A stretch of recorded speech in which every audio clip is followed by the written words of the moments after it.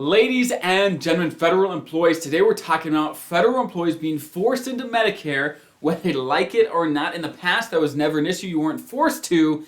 But now a segment of federal employees are going to be, we're talking about if it does apply to you, and if it does, what are the ramifications? Now, if you're new here, so good to have you. My name is Dallin Haas. I'm a financial planner who helps federal employees retire every day, and I absolutely love it. So let's dive right in. The first thing I'd say is don't freak out. Don't freak out about this. Now, the rules I'm talking about actually aren't new.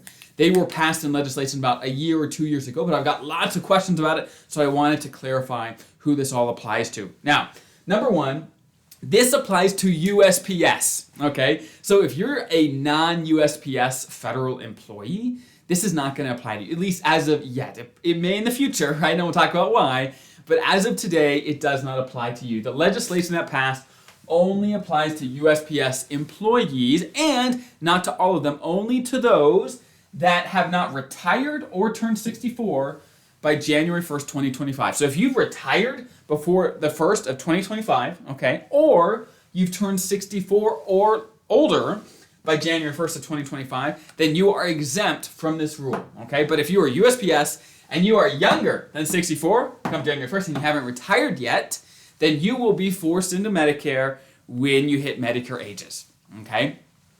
Now, again, before you freak out, if this doesn't apply to you, perfect, you're good for now, right? We'll talk about why that might change, but you're good for now. If this does apply to you, don't freak out either. Most federal employees and most Americans get on Medicare, okay? Not everyone, but most do. And let me tell you why. This is a very common strategy for federal employees, is they get on Medicare A and B. Well, let me actually back up one step. When I say federal employees are forced onto Medicare, what am I talking about, okay? Medicare's got lots of different parts. Medicare has A, B, C, and D, okay? There's supplements and advantage plan. There's a bunch of different things, but let me focus on the core parts, okay? So Medicare A is free for federal employees. So that one's a no-brainer. Most people do that anyway. It's free. When I say you're forced onto Medicare, I'm talking about Medicare Part B. That's the one they force you to take, and that one's not free, okay? Right now, it's about $170, $175 per month per person, cost-wise, but that price does change with your income. As your income goes up, that price can go up as well, depending on what bracket you're in, okay?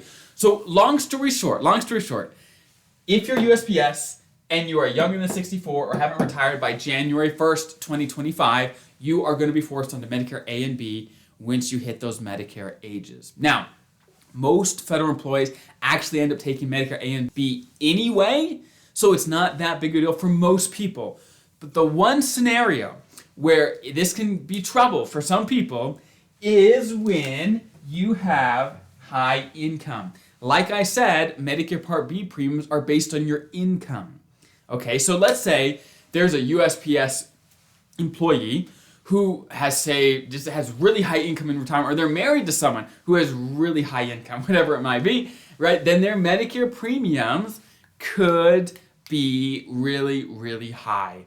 So basically, for you to find the premiums for whatever year you're watching this, if you just Google Medicare Part B premiums 2024 or 2025, whatever year you're in, then excuse me, you'll find a chart that shows whether you file a joint return or single return. It shows different income brackets and what the price for Medicare Part B would be in those brackets. So check that out, okay? Once you start going into those brackets, Medicare Part B becomes very, very, very expensive, okay? It still may be worth it. It just depends. So again, for most people, this is not a big deal, right? For most people, it doesn't apply.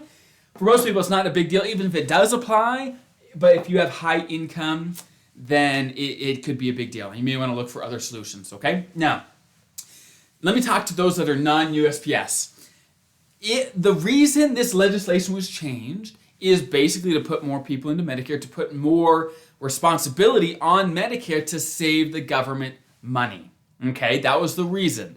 And if the program is successful, if it does successfully save lots of money for the government, well, probably what's going to happen is something like this is going to get rolled out for all federal employees, is my guess. Who knows? We don't know. But if it saves a bunch of money for the government, like, wow, that worked well for USPS, I would not be surprised if they came for everybody else too, but we'll see. That's just a matter of me guessing, okay? So I hope that's helpful. Hope that's interesting. If you have any follow-up questions, throw in the comments below, and we'll all try to answer each other's questions to get better together, okay? Have a great rest of your day. We'll see you guys next time.